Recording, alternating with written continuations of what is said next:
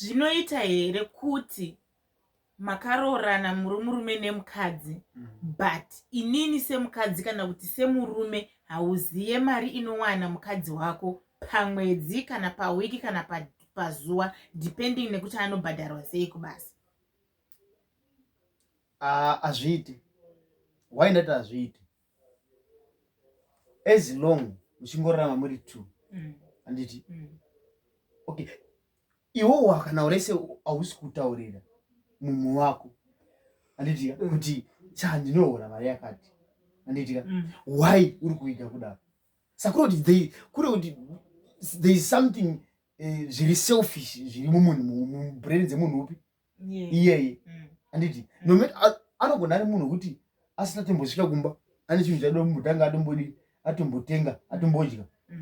vamwe variko wachidya nemavheji otomborowa kanyama kako kusaidi usati wasvika kumba. Sakuri kuti panenge pasina future. Hapana future kuti manje tingaisova sei? Kuti isovheke anditi kutoti munhu umwe noumwe ataure mari yanodi yaanowana kumba kuti mwedzi kana wapera baba mwana kana kuti mai mwana mari yandashanda pamwedzi iyi ichionekwa kunzi toisa pamwe chete kana takuronga toronga pamwe chete kana machido baba wachido mari yekumbonwira mopiwo mari yekunomwira kana mai wachido mari yekutenga make up netumafuta nechi zvese zvinoiswa mabudget saka ndani kuti ndinge ndichiti ini ndikatobva kubasa kwangu ndotongoziva kuti baba ndo vachaita zvekuti rendi yabhadhara rechikafu and stuff inini yangu mari ndotongogara ndakaisa paside ndoita zvandoda nayo things like that. Zvinokuseparata mbijana plus pana baba namai anditi inosaka pakatonzi baba namai kuri kuti ava vanhu vaviri ava anditi chimwe nechimwe chake ndechako ndechangu ndezvedu tese. Saka kana iwo ndakumbokwanisa kuwana simba rekuti ndinoti handikuudze mari but unotoziva kuti chikonzero chii chaitika kuti iwewe kusakura kuti hachandida kamurume anditi pane zvaidotanga yamboshanda kamari kana isiri kutaurika iye munhu achibuda chienda kupi ende zvinorwadza ndezvekuti wani iwo wacho unenge uchitomuwachira murume uchimubikira achitenda kubasa nebreakfast yakanaka chingwa chakatonyesa kuiswa pai movheni chikadini but yetiri maresults acho kuti munhu aenda kubasa kana inyari